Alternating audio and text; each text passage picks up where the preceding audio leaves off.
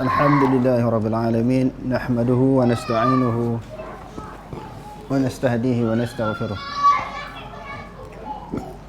Wa na'udzu billahi min syururi anfusina wa min sayyiati a'malina. Man yahdihillahu fala mudilla lahu wa man yudlil falan tajida lahu waliyyan mursyida. Asyhadu an la ilaha illallah wahdahu la syarika lah. Wa asyhadu anna Muhammadan abduhu wa rasuluh. Allahumma shalli wa sallim wa barik ala Muhammad wa ala alihi wa ashabihi ajma'in. Allahumma rabbi shrah li sadri wa yassir li amri wa hlul 'uqdatam min lisani yafqahu qawli. Wa la hawla wa la quwwata illa billahil 'aliyyil 'azim. Allahumma la sahla illa ma ja'altahu sahla wa anta taj'alul huzna in syi'ta sahla. Rabbi yassir wa la tu'assir wa atmim bil khair, amma ba'd. Kesungguhan Abu Bakar As-Siddiq untuk segera menyusuli kewafatan Nabi sallallahu alaihi wasallam.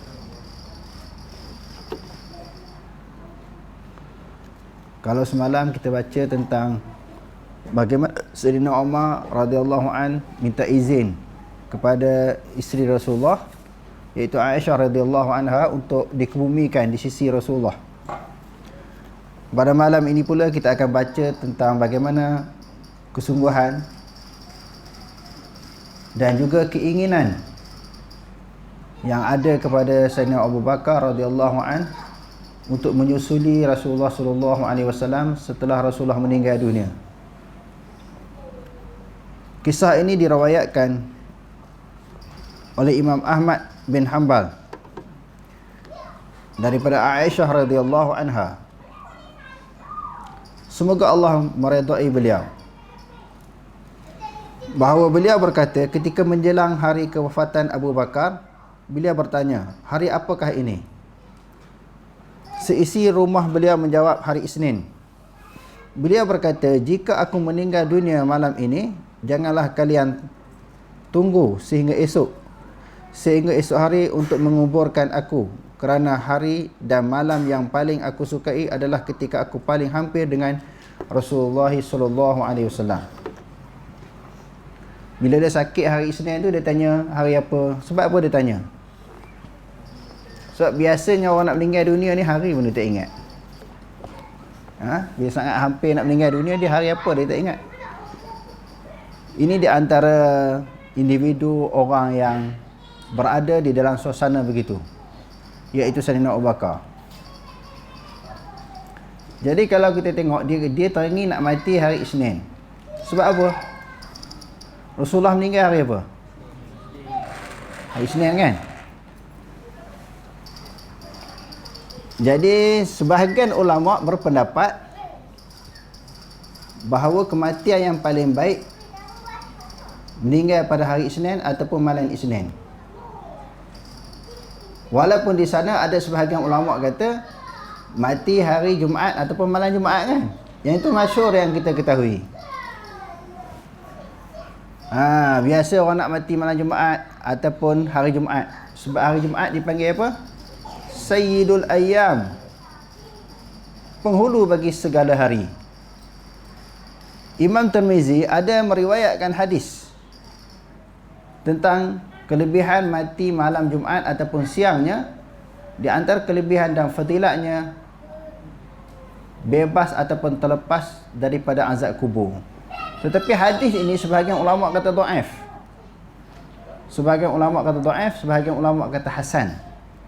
Oleh kerana itu, pendapat yang kedua, di antaranya Imam Syuuti sendiri berpendapat bahawa mati malam Isnin ataupun hari Isnin lebih baik daripada mati malam Jumaat. Sebab apa? Sebab orang yang paling dikasihi oleh Allah Ta'ala, manusia yang paling mulia, manusia yang paling baik, penghulu kepada ulul azmi, dia tak mati malam Jumaat. Dia tak mati malam Jumaat, tak mati hari Jumaat, tetapi mati hari Isnin. Menunjukkan di situ Allah Subhanahu Wa Ta'ala telah memilih kekasihnya untuk wafat pada hari Isnin, bukan hari Jumaat. Sebab itu sebahagian ulama kata mati hari Jumaat itu lebih baik. Mati malam hari Isnin itu lebih baik daripada hari Jumaat. Bahkan banyak peristiwa-peristiwa besar yang berlaku kepada junjungan besar Nabi Muhammad sallallahu alaihi wasallam, dia berlaku hari Isnin. Rasulullah keluar daripada Mekah ke Madinah hari Isnin, sampai Gua Sur hari Isnin, masuk ke Madinah pun hari Isnin, wafat pun hari Isnin. Banyak peristiwa-peristiwa besar kalau kita tengok dalam sejarahnya. Oleh kerana itu, sebahagian ulama, di antaranya Imam Syuti sendiri, berpendapat bahawa mati malam Isnin ataupun hari Isnin lebih mulia. Kita tengok Abu Bakar ni pun dia nak mati hari Isnin. Sebab Rasulullah SAW yang merupakan sahabat beliau meninggal pada hari Isnin. Allahu Akbar. Hari dan malam yang paling beliau sukai diukur daripada sudut hampirnya beliau dengan Nabi tercinta. Begitulah sikap pencipta sejati Nabi. Mereka rindu untuk bersuah muka dengan baginda. Jadi teringin nak berjumpa dengan Rasulullah ni. Secepat, kalau boleh mati cepat lagi baik. Cepatlah mereka menyusuli Rasulullah. Mereka berusaha sedaya upaya untuk bersahabat dengan baginda sallallahu alaihi wasallam.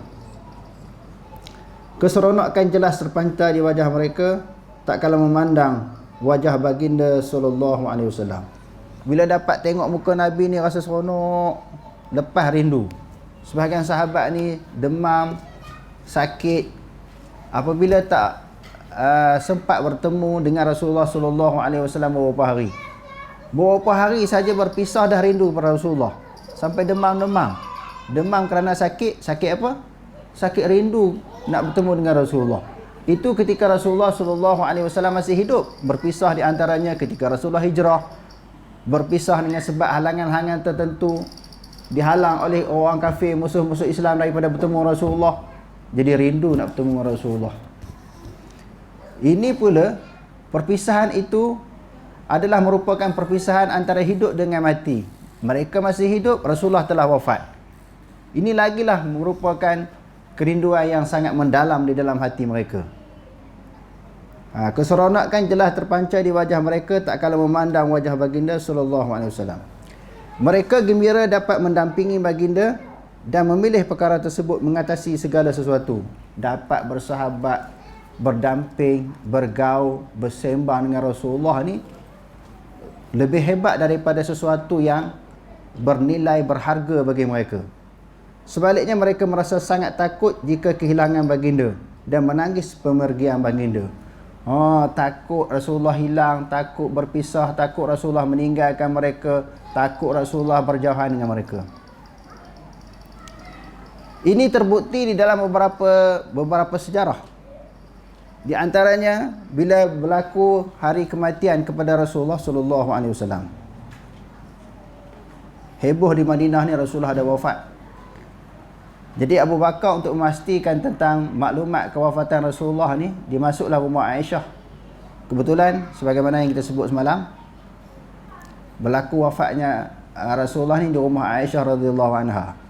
Orang duk cerita Rasulullah meninggal dunia. Dia nak tahqiq, nak pastikan, nak hilangkan keraguan, betul ke Rasulullah meninggal. Dia pun masuk rumah Aisyah dalam keadaan Rasulullah dah terbujur, jasad Rasulullah diselimut oleh Aisyah radhiyallahu anha, tutup jasad dia dengan kain. Di sini sunnah berdasarkan kepada kematian Rasulullah ini, maka sunnahnya bila orang meninggal dunia jangan dibiarkan begitu sahaja terdedah dia punya jasad lalu ditutup. Lalu Abu Bakar radhiyallahu anhu nak pasti Rasulullah meninggal ke tak, dia selak muka Rasulullah. Kain selimut yang menutupi wajah Rasulullah diselak. Tengok confirm meninggal. Dia nak pasti, sebab ada orang percaya Rasulullah meninggal, ada yang kata tak meninggal. Aisyah tak boleh Sayyidina Umar tak boleh terima kewafatan Rasulullah. Dia tak boleh terima sebab terlalu sayang, terlalu cinta, terlalu kasih kepada Rasulullah. Dia tak boleh terima kewafatan Rasulullah. Siapa-siapa yang kata Rasulullah meninggal, aku akan pancung dengan pedangku. Jadi Abu Bakar pun nak tahu meninggal ke tak meninggal betul ni. Dia masuk rumah Aisyah radhiyallahu anha, tengok-tengok, oh meninggal betul. Lalu dia cium dahi Rasulullah.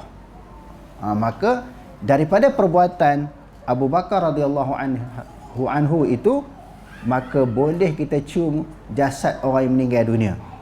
Kalau lelaki sama lelaki lah, kalau perempuan sama perempuan. Lalu Abu Bakar pun keluarlah daripada rumah Aisyah. Sayyidina Umar ceramah sebelah. Siapa-siapa yang kata Muhammad meninggal dunia, aku pancung dengan pedang aku. Dia tak pergi tegur, tak pergi larang. Dia tak bagi tahu kepada Sayyidina Umar bahawa Rasulullah memang confirm meninggal.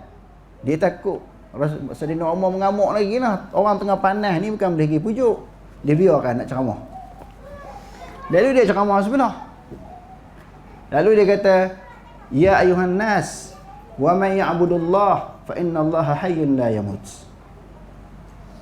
Wahai manusia, siapa-siapa yang sembah Allah, Allah Ta'ala hidup selama-lamanya, tak akan mati-mati.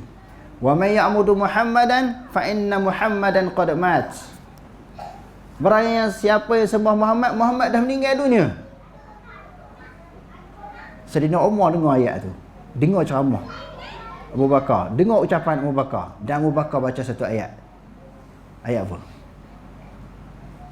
Wa ma Muhammadun illa rasulun qad khalat min qablihi rusul.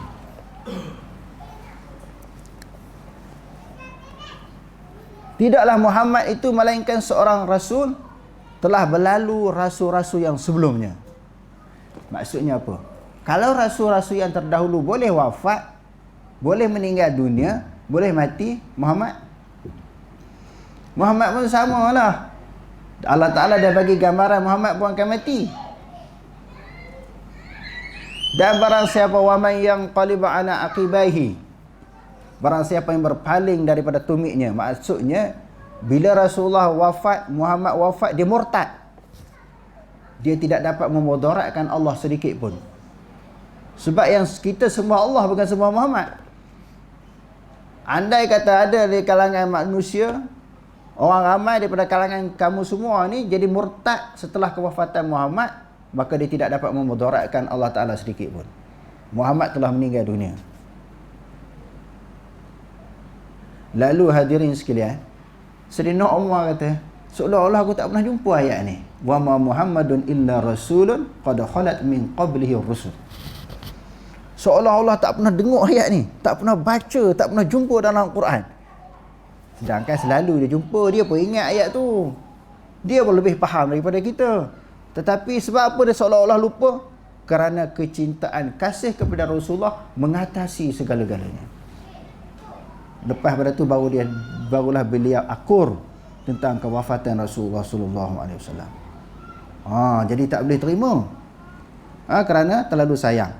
Macam mana manusia yang sangat baik, orang Kelantan kata orang yang berjuruh, orang yang baik, sebab beliau lah, yakni sebab Rasulullah menyebabkan ramai orang masuk Islam. Dah masuk Islam pula jadi orang yang baik. Daripada dulu zaman jahiliah menarak, berjudi, berzina, merompok dan sebagainya, masuk Islam, ditarbiah, diasuh, dididik oleh Rasulullah, jadi manusia yang betul-betul bertakwa kepada Allah. Takkan orang ni, orang yang paling baik ni, dia boleh mati? Tak boleh terima kematian. Bila Sayyidina Abu Bakar baca ayat tu, baru sedar bahawa Rasulullah ni boleh mati sebagaimana Nabi-Nabi yang terdahulu. Bagaimana pula dengan kita? Bukankah kita lebih mencintai perkara lain hingga sanggup menggadaikan cinta kita terhadap baginda demi perkara tersebut? Kita ni lebih cinta dunia, manusia yang lain lebih daripada Nabi.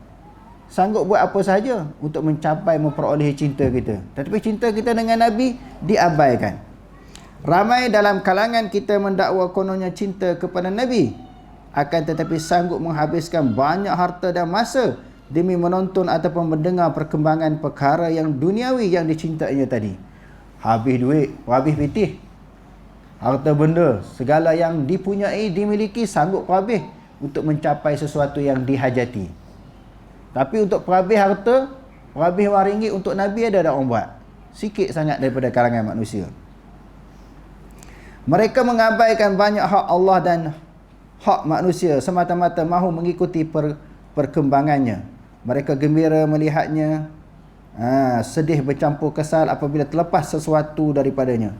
Kalau bab dunia terlepas kita sedih, kita susah hati. Kalau terlepas bab kecintaan kita terhadap sesuatu yang berbentuk dunia, kalau tak dapat, terlepas, rasa menyesal, sanggup habis pitih. Tetapi untuk melahirkan kecintaan kepada Rasulullah, Kalau dia memerlukan tenaga, kena korbankan tenaga. Kalau memerlukan pemikiran, kita kena korbankan pemikiran kita. Kalau memerlukan kita kata masa, kita kena korbankan masa kita untuk mencapai kecintaan kepada Rasulullah. Sehingga sampai tahap kalau nyawa kita diperlukan, kita kena gadai nyawa kita, korban nyawa kita demi membuktikan kecintaan kita kepada Rasulullah. Kan dah berlaku sahabat-sahabat memang jenis macam tu kan. Sambut korban nyawa sendiri mempertahankan Rasulullah. Wa minan nasi may yashri nafsahu ibtigha'a mardatillah wallahu raufun bil ibad. Sebahagian daripada manusia sanggup mengorbankan diri mereka kerana nak mencari keredaan Allah. Jadi ulama tafsir sebut mencari keredaan Allah di sini mempertahankan Rasulullah. Sanggup jadi benteng daripada peluru-peluru musuh, sanggup dipanah, ditembak, dilembing. Mereka jatuh sesungguh mati kerana Rasulullah duduk di belakang. Sampai tahap tu. Jadi kita ni kau tak dapat 100% sebagaimana kecintaan yang dimiliki oleh para sahabat. Sekurang-kurangnya cebisan, tempias kecintaan mereka ada di dalam hati kita mencintai Rasulullah sallallahu alaihi wasallam. Mereka gembira melihatnya, bahkan sedih bercampur kesal apabila terlepas sesuatu daripadanya. Sesungguhnya mereka lupa ataupun buat lupa bahawa sebahagian daripada yang mereka cintai itu akan menjadi penyebab kehinaan. Cinta dunia penyebab kepada kita hina, kita akan menjadi hina. Cinta Rasulullah penyebab seseorang itu menjadi mulia. Bahkan akan menjadikan segelintir pencintanya kera dan babi, seperti mana yang telah dikhabarkan kepada kita oleh Nabi SAW dengan lisannya yang jujur, tidak menutur melainkan wahyu. Sebagaimana dibuktikan, kera dan babi ini Allah Ta'ala jadikan kepada siapa? Kunu qiradatan khasi'in. Bani Israel. Bani Israel yang Allah Ta'ala sebut dalam surah Al-Baqarah, juzuk yang pertama tu. Allah Ta'ala boleh tukar rupa manusia jadi rupa binatang. Sebab cinta dunia, tak mematuhi perintah Allah dan Rasul mereka. Jadi kita pun takut Allah Ta'ala hukum kita macam tu, bala kita macam tu, musibah, datangkan musibah kepada kita macam tu kerana tak meletakkan kecintaan kita kepada Nabi SAW. Kita meletakkan kecintaan kepada dunia lebih daripada kecintaan kepada Rasulullah. Imam Ibn Majah meriwayatkan daripada Abu Malik Al-Ash'ari, beliau berkata, Rasulullah SAW bersabda, akan ada daripada kalangan umatku yang minum, menghalalkan arak, nama mereka menamakan dengan nama yang lain. Dulu nama khamru, sekarang ni nama lah macam-macam, guna stok ke apa. Kita nak sebut pun tak pernah kenal nama-nama ni. Macam-macam nama kan. Minuman mabuk ni. Kadang-kadang tak nama arak, nama jenis macam minuman yang dihalalkan. Tukar nama tetapi sifat dia masih sama. Sifat apa dia? Sifat memabukkan sama. Kan ada minuman yang dinamakan, nama tu macam minuman yang halal, tetapi hakikatnya dia adalah arak. Yang baru ni apa dia, 2-3 bulan lepas, arak jenama Timah. Timah ni nama orang Islam, bubuh jenama arak. Benda tu tak haram sebab memabukkan, sifat dia memabukkan. Tapi nak bagi ejah, nak bagi nampak tak haram, nak bagi orang keliru, confuse. Ni jenama Timah ni nama orang Islam. Bahkan ada salah seorang daripada anak Nabi SAW nama apa? Fatimah Zahra kan? Letak nama arak. Tengok dah ada dah. Apa yang dibayangkan oleh Nabi SAW, sebenarnya benda tu akan berlaku. Walaupun Nabi tidak mengetahui perkara yang gaib, tetapi apa yang disebut oleh Nabi adalah ilham daripada Allah. Wa ma yantiqu 'anil hawa in huwa illa wahyu yuha. Muhammad sallallahu alaihi wasallam itu tidaklah bertutur dengan hawa nafsu, melainkan apa yang dituturkan, apa yang disebutkan itu adalah merupakan wahyu yang didatangkan kepada beliau. Dia kata nama mereka menamakannya dengan nama yang lain. Mereka juga menghalalkan alat muzik. Allah akan menenggelamkan mereka ke dalam perut bumi dan menjadikan sebahagian mereka kera dan babi. Di sudut umat yang terdahulu dah berlaku.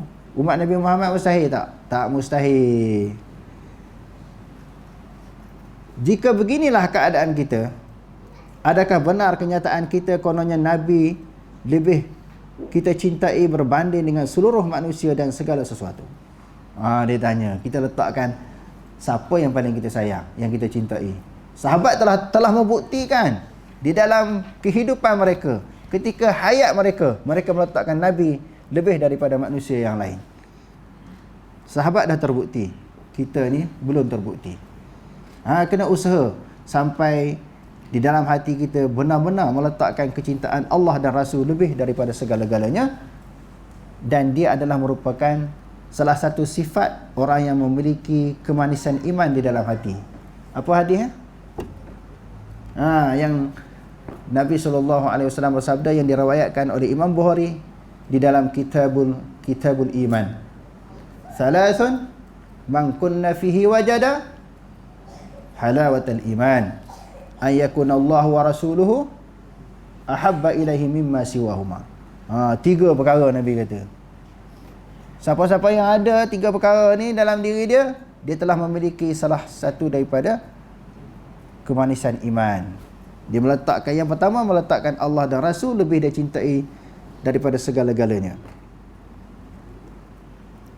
Adakah dakwaan kosong tadi dapat menolong kita nanti di hadapan Allah? Dakwaan kita ni kosongnya, menipu je kata cinta Nabi. Tak cinta Nabi.